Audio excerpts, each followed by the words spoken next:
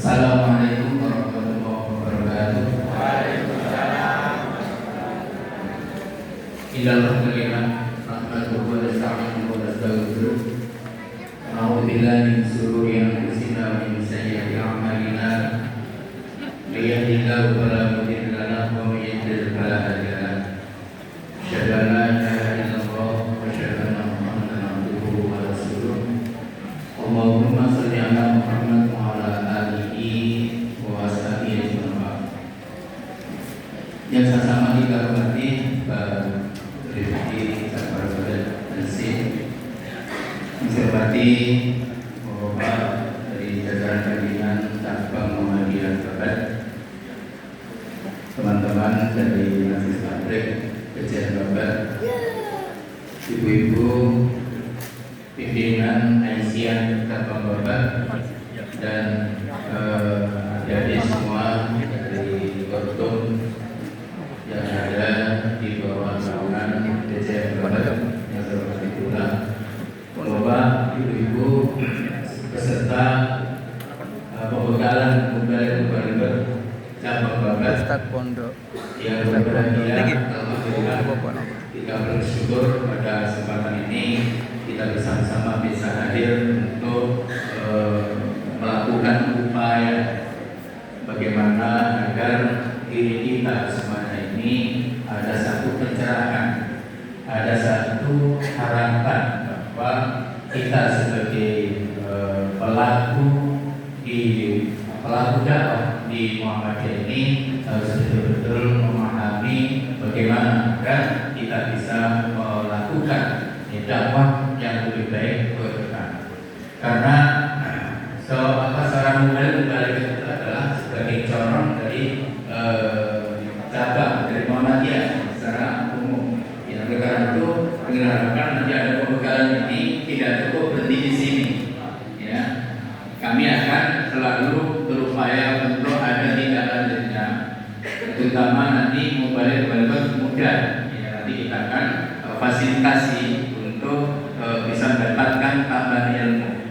Nanti karena Surabaya itu kalau nggak pulang habis materi tambahan materi juga nanti akan mager juga gitu ya. Nah, supaya semangat nanti ada tambahan materi yang akan kita dapatkan selanjutnya. Oleh karena itu kesempatan yang berbahagia ini mari kita manfaatkan dengan sebaik-baiknya untuk membekali diri kita dengan bekal yang terbaik di dalam upaya kita meningkatkan kualitas dakwah di tempat kita masing-masing. Oleh karena itu pada kesempatan yang berbahagia ini supaya tidak lama-lama, supaya kita juga bisa menyampaikan cukup waktu ya. Soalnya juga ada jawab. Oleh karena itu banyak menolak, tidak terbuka. Selanjutnya kita serahkan kepada Rifki untuk menyampaikan ilmunya.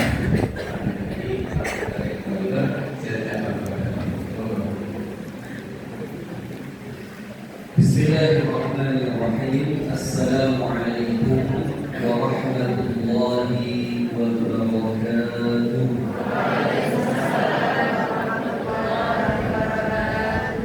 Bismillahirrahmanirrahim. Alhamdulillah. Assalatu wassalamu ala Rasulillah wa ala alihi wa sahbihi wa man wala. A'udzu billahi minasy syaithanir rajim.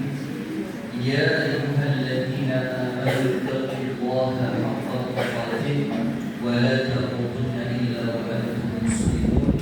Allahumma inna nas'aluka 'ilman nafi'an wa rizqan thayyiban wa 'amalan mutaqabbalan. Amin. Amma ba'du.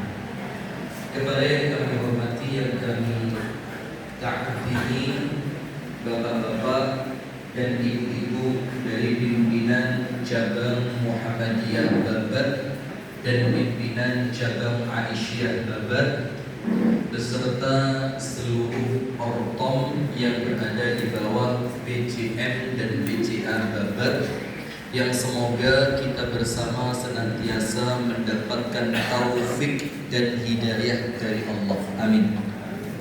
Alhamdulillah, kita bersyukur kepada Allah. Salawat beriring salam semoga tercurahkan kepada baginda Nabi besar Muhammad sallallahu alaihi wasallam. Langsung saja saya masuk ke materi. Yang pertama saya ajak panjenengan mundur kira-kira 10 tahun ke belakang. Jadi mulai awal-awal tahun 2010,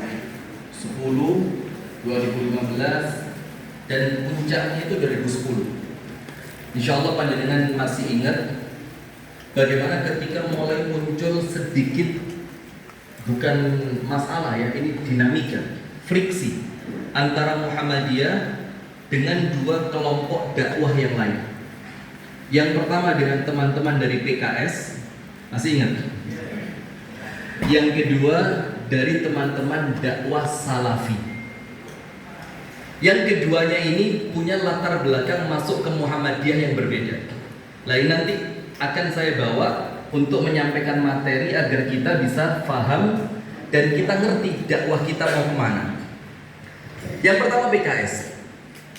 Dan saya mohon maaf ya, saya tidak menutup kemungkinan di sini ada teman-teman dari kader PKS dan biasa saja, tidak ada masalah. Iya, lebih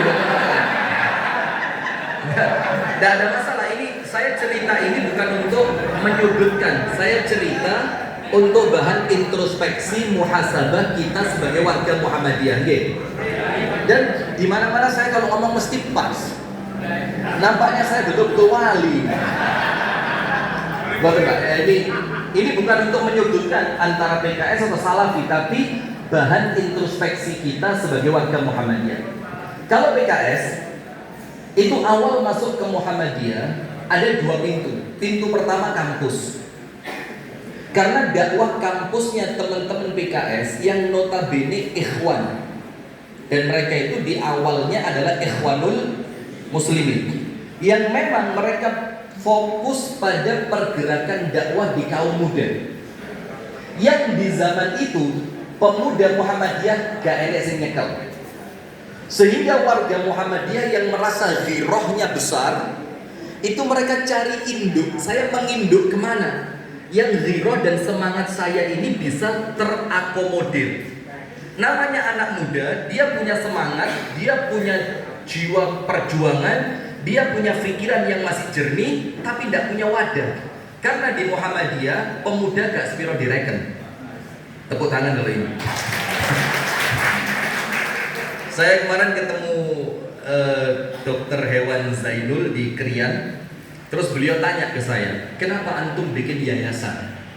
Karena kami ini di Muhammadiyah, tapi kami juga bikin yayasan. Padahal di Muhammadiyah tidak boleh ada yayasan. Saya bilang ke beliau, karena begini Pak Zainul, kami dan teman-teman kami, anak-anak muda di zaman itu, punya usulan-usulan yang bagus, yang kami yakin sukses dan kami bertanggung jawab untuk eksekusi. Jadi kita gak ngomong kok, kita usul tapi kita juga eksekusi. Ternyata mentok pada jajaran PDM, PCM diruwet titik masuk sampai PDM ditanya, ini sopo? Arek nom lek ono apa-apa tanggung jawab piye? Akhirnya berulang kali kejadian itu terjadi. Akhirnya saya dan teman-teman sepakat kita bikin yayasan. Kita buktikan walaupun tetap yayasan ini pada akhirnya akan memberikan manfaat lewat persyarikatan Muhammadiyah. Akhirnya Pak Zainul pun akhirnya ngaku, iya jen, wong tua-tua iki angel ngurmo arek nom. Jangan-jangan dibabat juga ini. Nah, sudah, maka masuknya teman-teman PKS lewat pintu itu yang pertama. Yang kedua, lewat yang namanya tarbiyah. Tarbiyah itu mereka mengumpulkan anak muda dalam jumlah antara 3 sampai 5. Itu kemudian dididik secara intensif. Dididik, sore diingetin, yuk waktunya zikir sore. Pagi diingetin, yuk waktunya zikir pagi. Nanti sholat tahajud saling mengingatkan. Nanti mereka punya buku agenda. Yang itu di zaman 10-15 tahun yang lalu, itu Muhammadiyah belum ngeh dengan masalah ini. Akhirnya masuk, aktif di Masjid Muhammadiyah. Warga Muhammadiyah lorwati dianggap PKS ngerebut masjid. Nah, pada jadi kalau dibilang rebut ya enggak, kabeh lagi nanti. Dibilang rebut ya enggak, masjid enggak ada acara kok. Mereka bikin acara kita marah. Nah, itu PKS. Kalau teman-teman Salafi, saya mendalami banget karena saya mulai mondok, termasuk kuliah, bahkan kuliahnya di tempatnya yang dibilang Wahabi. Maka ketika saya awal aktif di Muhammadiyah tahun 2010, itu saya dianggap Salafi nyusup.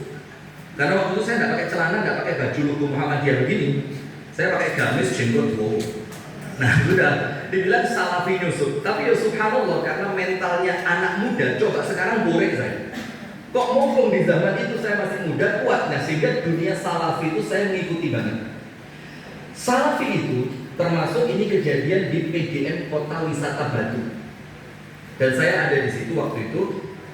Jamaah Muhammadiyah ini orangnya sudah cerdas-cerdas, pinter-pinter, tidak mau kalau ngaji itu isinya mek ngono-ngono tok. Kita perlu upgrade ilmu. Kita perlu dai sing iso maca kitab. Kita perlu dai yang ketika ngomong dalilnya jelas.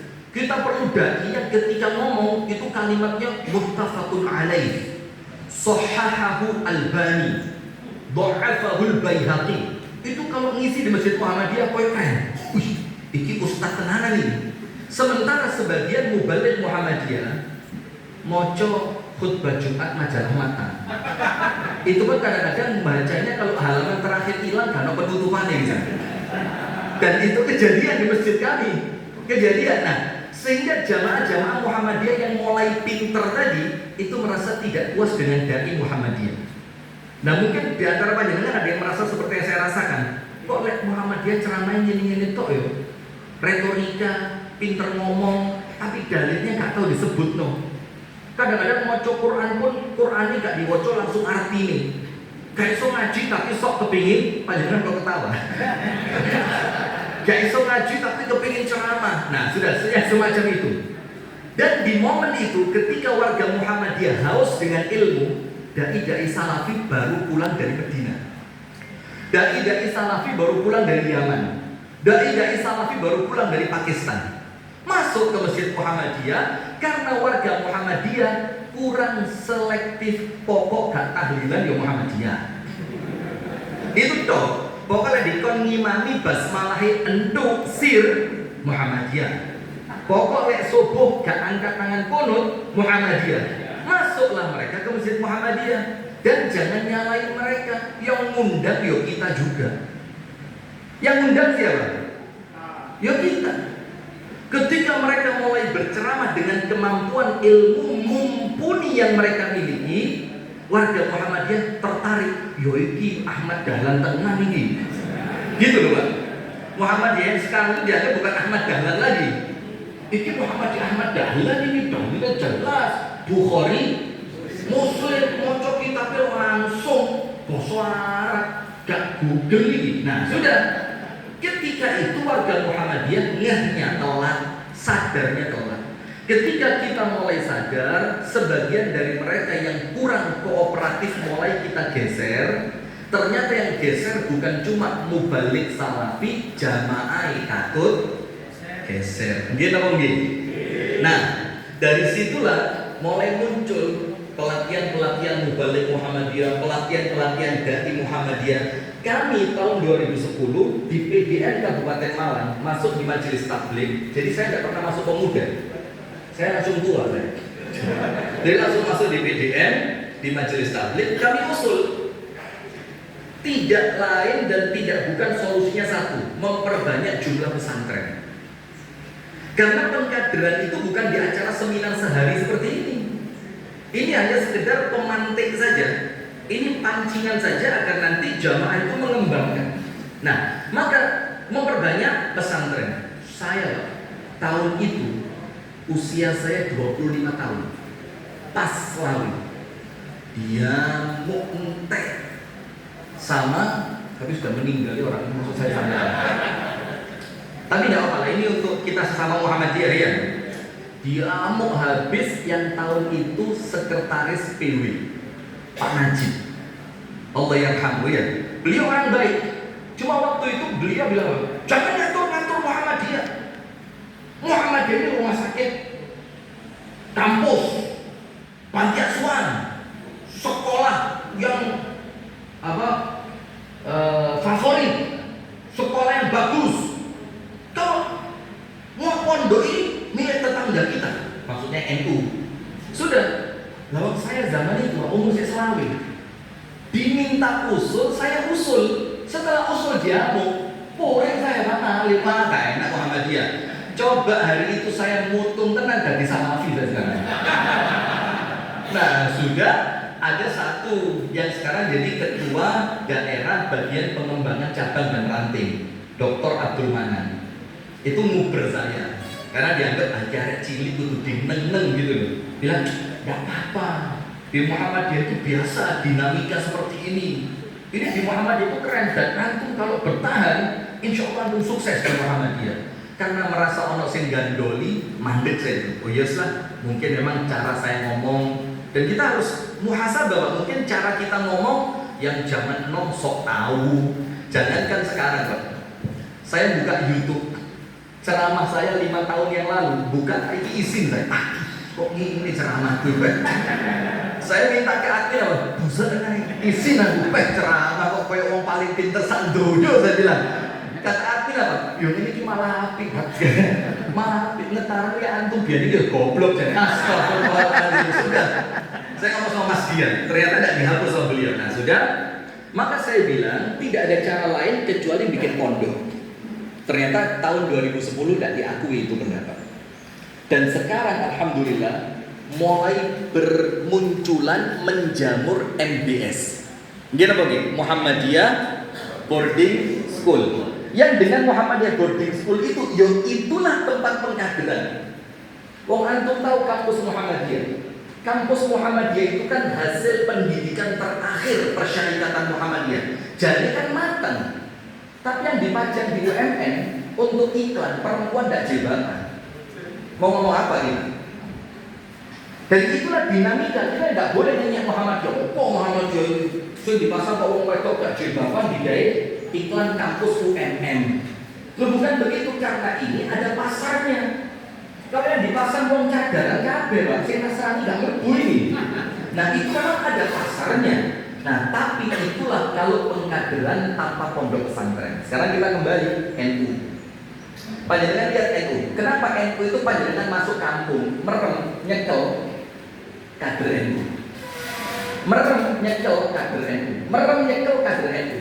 Karena di mana-mana tempat, entah kecil ataupun besar, NU punya pesantren.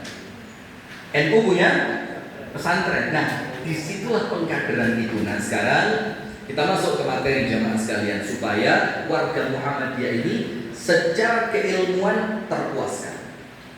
Begini jamaah. Mulai awal saya masuk di PGN Kabupaten Malang tahun 2010, zaman Pak Mursidi.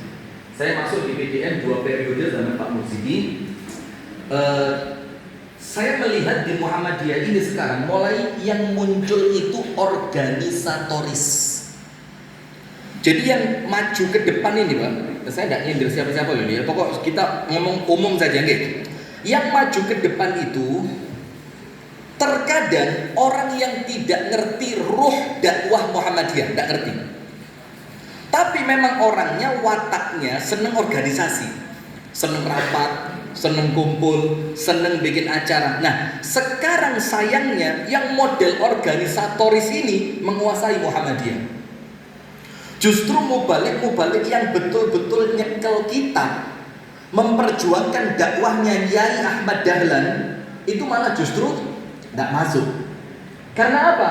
Kebanyakan dari mereka ini males organisasi, dijak rapat gak tahu tekom. Padahal jadi ngerti dia tentang ilmu itu. Nah, akhirnya tidak menyalahkan kalau kemudian sekarang persyarikatan Muhammadiyah itu nampaknya ruhnya Muhammadiyah mulai luntur. Nah, sekarang saya sampaikan yang pertama, ini bisa ditulis yang pertama, 2 ruh fundamental dakwah Muhammadiyah. Sebelum nanti kita cerita masalah strategi dakwah. Yang pertama, ini saya sarikan dari tulisan Profesor Thohir Lut hafizahullah ta'ala di majalah Matan yang beliau nulis berseri. Ingat nggak beliau nulis tentang Muhammadiyah berseri? Itu saya sarikan dari tulisan Profesor Thohir Lut. Fundamental pondasi dakwah Muhammadiyah itu bermuara pada 2 poin besar. Poin yang pertama, dakwah tauhid. Itulah dakwahnya Muhammadiyah. Mari silakan Pak, panjenengan mau duduk sebelah mana? Ahlan wa sahlan, sugeng rawuh. Panjenengan di depan saja, jangan di belakang. Panjenengan depan sini. Monggo. Masya Allah. Ini berarti bukan orang ya, kursinya kayaknya ini.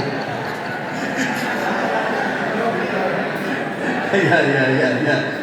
Sudah aman.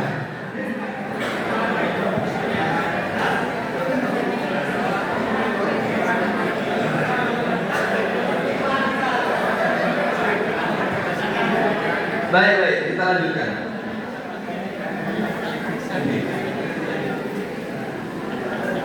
Yang pertama, apa ruh dakwah Muhammadiyah? Ruh dakwahnya Muhammadiyah, tiang fundamental dasar dakwah Muhammadiyah adalah da'watu tauhidillahi ta'ala al-haq. Mentauhidkan Allah dengan sempurna. Dan itulah inti dakwahnya para nabi dan rasul. Dan panjenengan kalau membaca sejarahnya Yai Dahlan, panjenengan akan ngerti. Mungkin Yai Dahlan kalau hidup sekarang, kita bilang Yai Dahlan ini Wahabi. Mungkin kalau Yai Dahlan hidup sekarang, dengan gaya pemberaninya Yai Dahlan di zaman itu, mungkin kita bilang Wahabi Yai Dahlan itu. Ngerubah kiblat, musolanya dibakar, gitu mungkin. Sampai kemudian dikeluarkan dari masjid gede Kauman. Macam-macam, Masya Allah luar biasa. Nah, tapi kemudian kita cek. Nah, itu yang saya sampaikan tadi pagi di Masjid Muhyiddin. Kita ini masalahnya senang diceritani gak gelem moco gitu loh. Nah, kalau kita pelajari ternyata awal-awal dakwah Kiai Ahmad Dahlan itu dakwah tauhid. Di lingkungan keraton yang kita tahu. Keraton itu yo tentu dengan gaya-gayanya itu bertolak belakang dengan dakwah tauhid.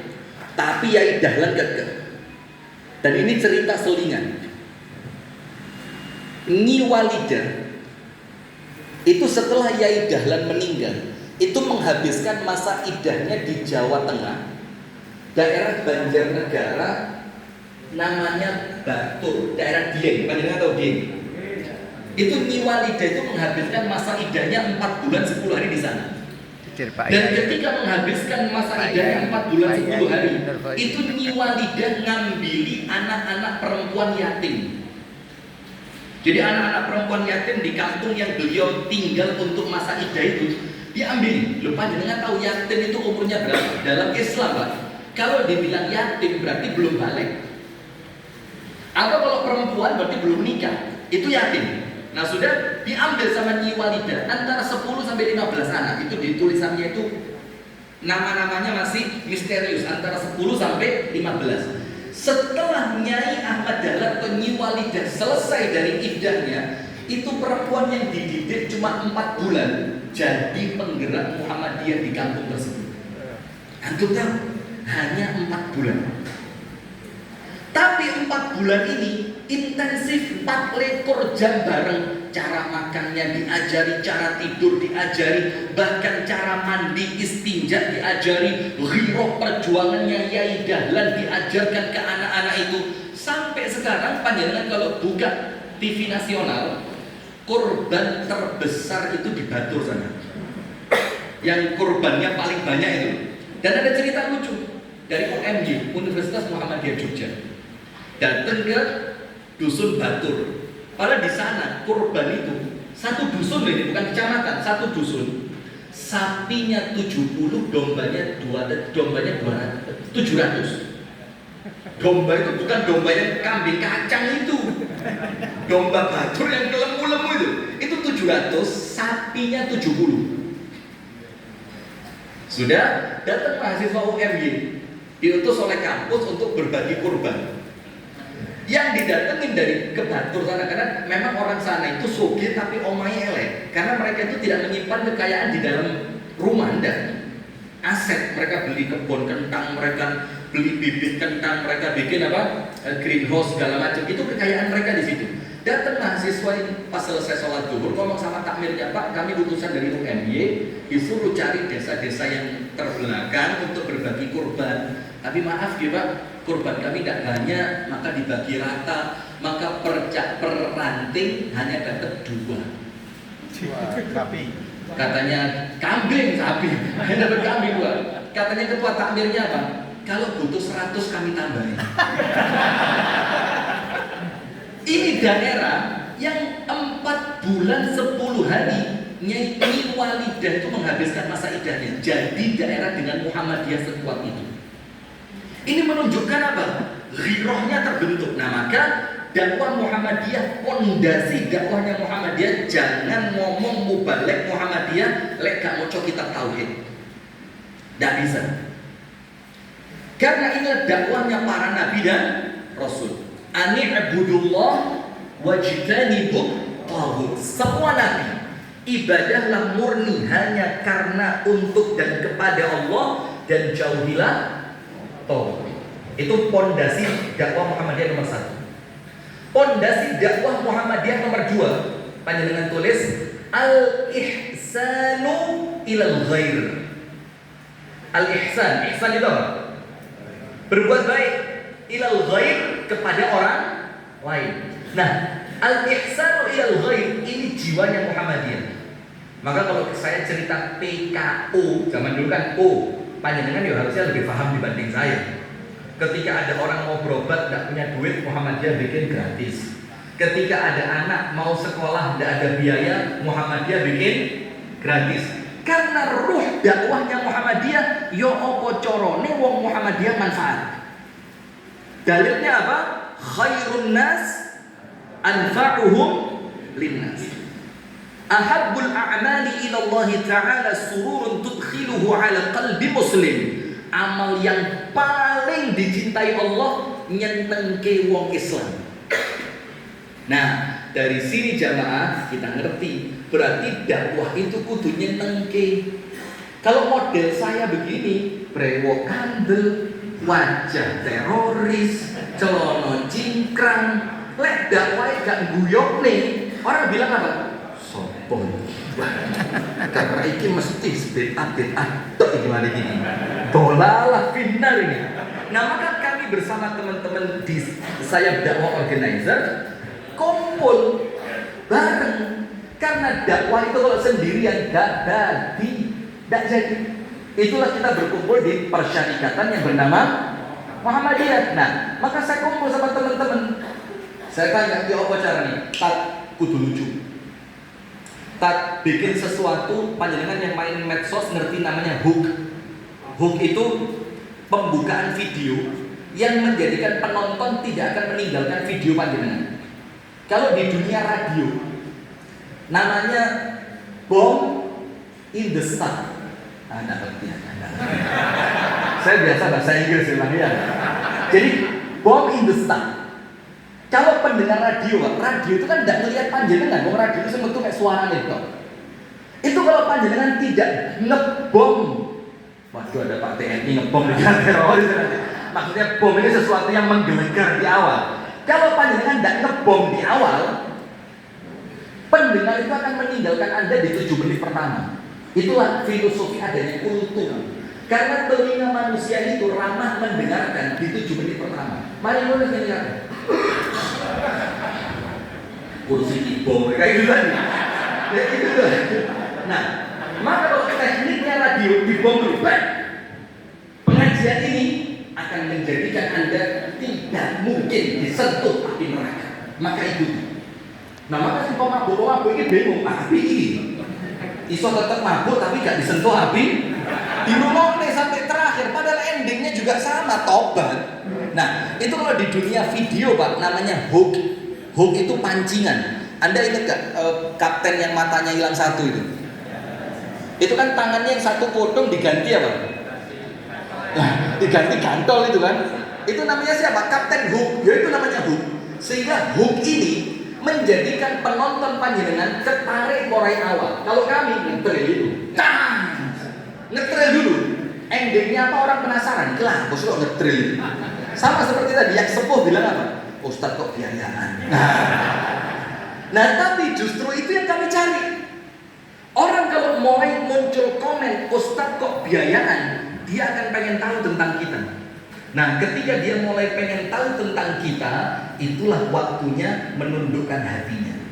Nah, tapi kalau dakwahnya lancar itu, innal hamdalillah nahmaduhu. Itu pembukaan belum selesai, jamaah harus gini. Ayo, gini apa gini? Kita jujur saja lah, karena rata-rata ceramah itu, apalagi di bulan Ramadan, materinya yaitu itu toh. Maka sekarang di masjid kami ya, Ramadan tidak ada ceramah. Jamaahnya hafal kabeh iki, ini mesti Lailatul Qadar. Nanti yang satunya, ini mesti Fadilah Sedekah ini. Nanti satunya, ini khatam Quran ini. Itu jamaah sudah hafal. Terus buat apa lagi? Maka harus ada sesuatu yang menjadikan mereka tidak pergi dari awal. Nah, kalau di tempat kami ngetrail, miber. Itu kalau orang yang komen ya lucu-lucu. Yang mengatakan ini editan pasti haters. Wah, dibelani kita. Padahal itu editan kasar, sengaja dibikin kasar. Tujuannya apa? Biar muncul komentar. Karena awal kehancuran dai ketika dia tidak lagi diperhatikan. Panjenengan tahu politikus? Ya saya perhalus bahasanya. Polikelinci. Kalau tikus bahaya, nanti konotasinya negatif ya. Kehancuran politikus itu ketika dia tidak lagi disebut. Kalau dia masih disebut, entah disebut karena kebaikannya atau bahkan dia bikin masalah ben disebut, itu maka dia masih sukses. Maka Pak, jangan cerita sama siapa. Termasuk kasus ijazah Pak. Iya. Itu ada salah satu pakar politik yang mengatakan apa? Sengaja dibikin lambat, padahal kalau mau ditokne ijazah ya mari.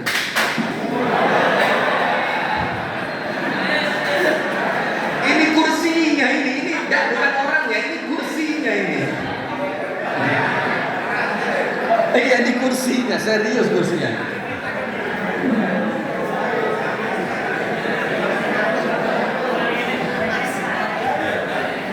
Ya, hati-hati.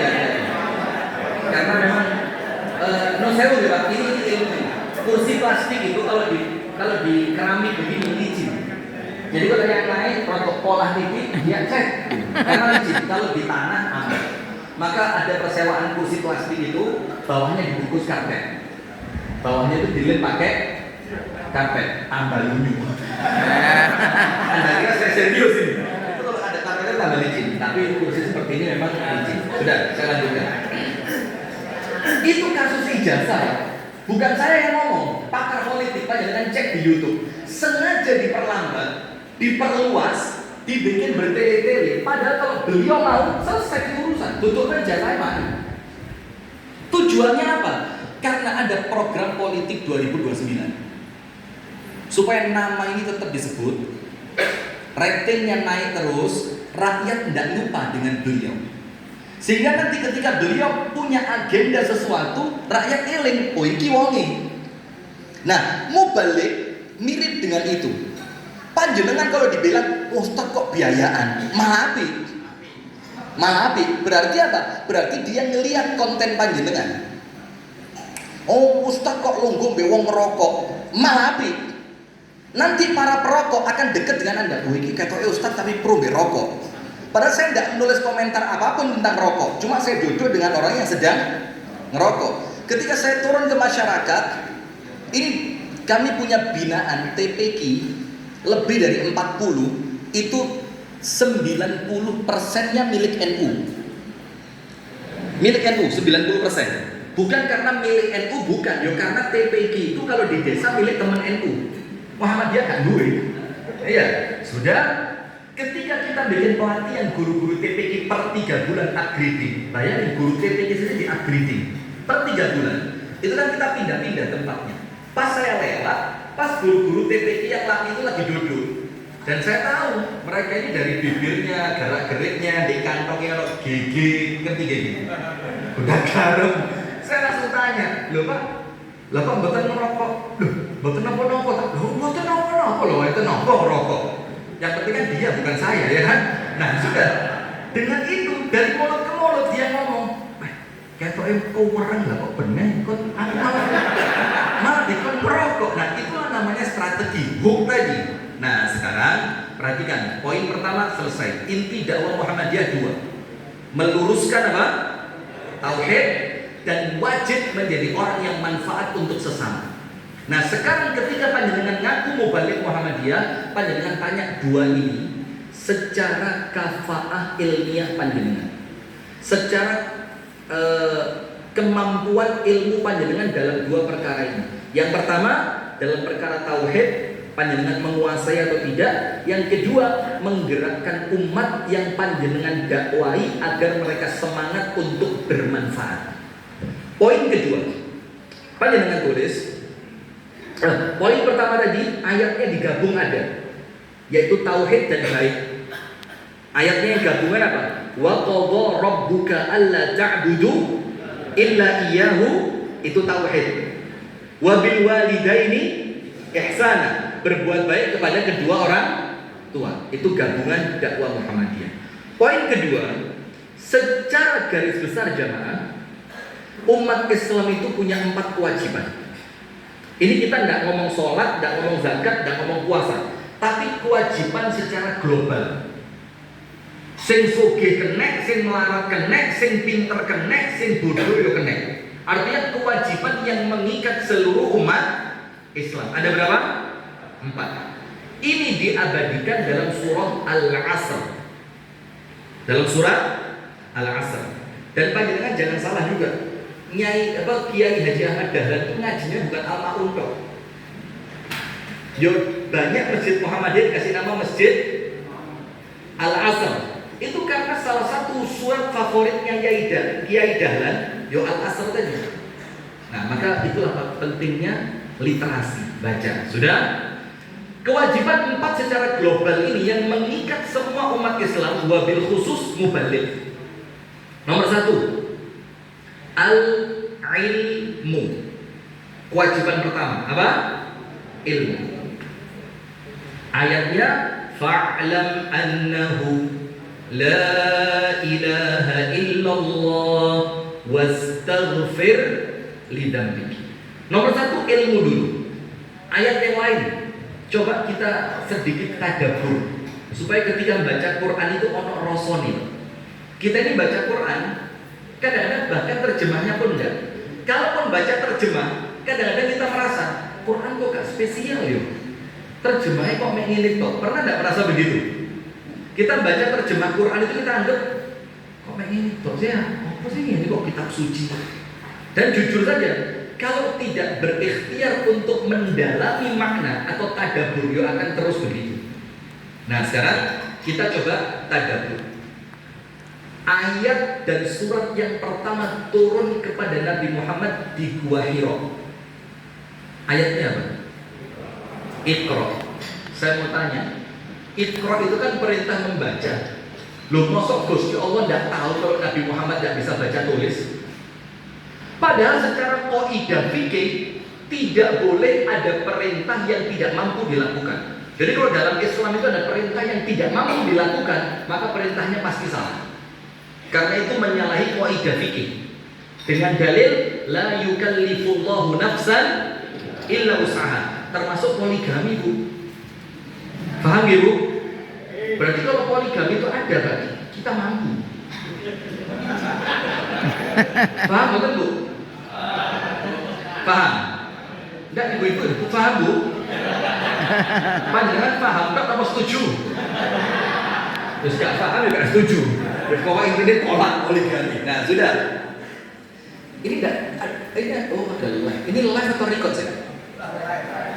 Ya live gak wani saya.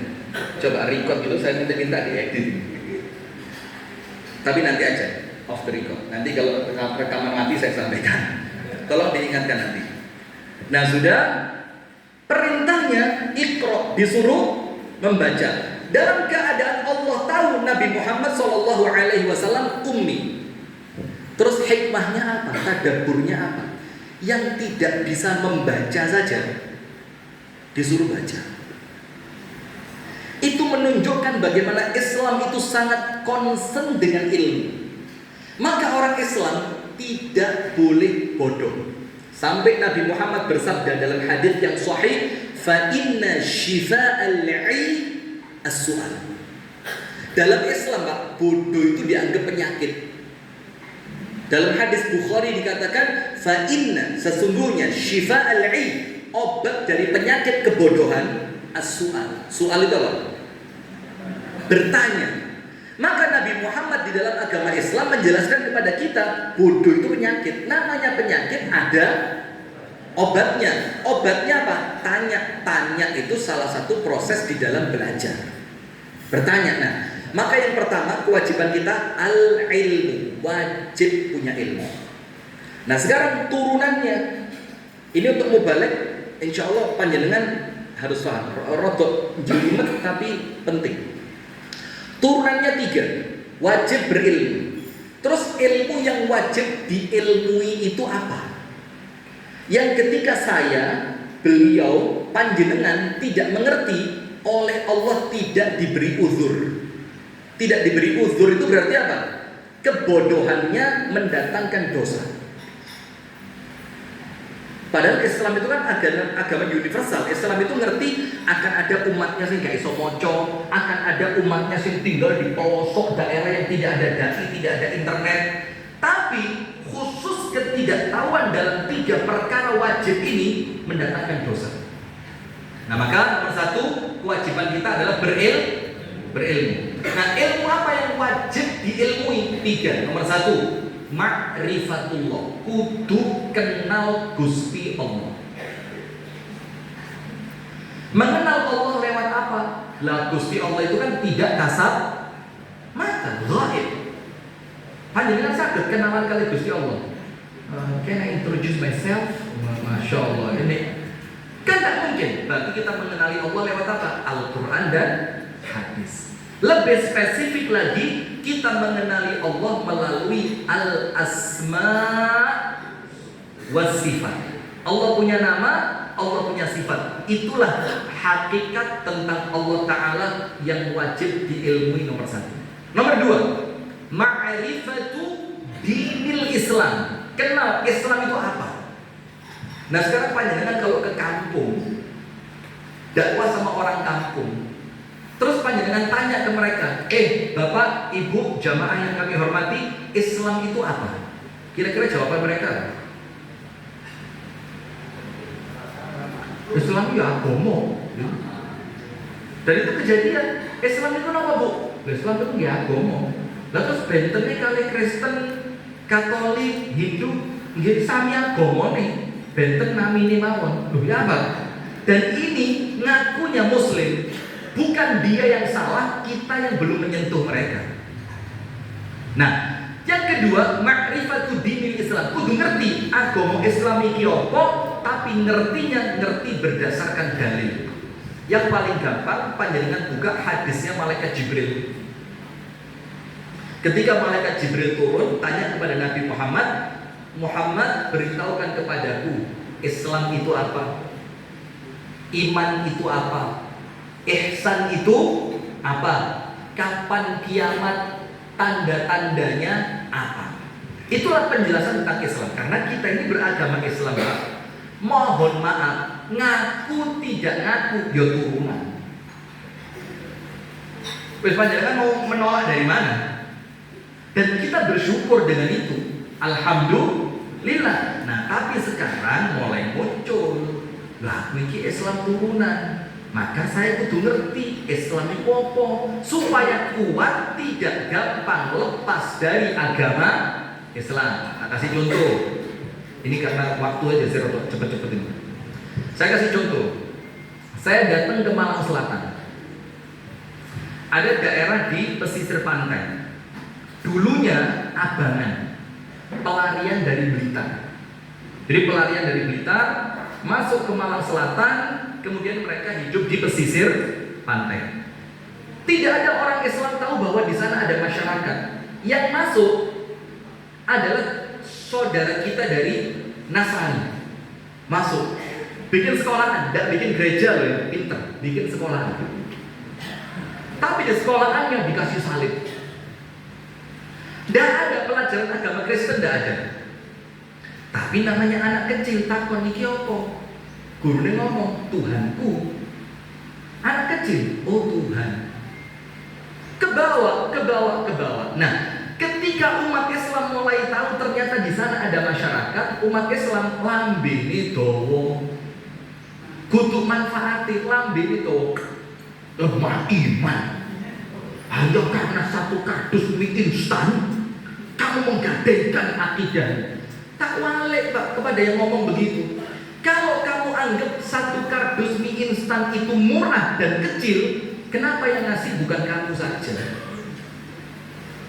Loh, itu loh pertanyaan cerdas, bukan untuk menyalahkan.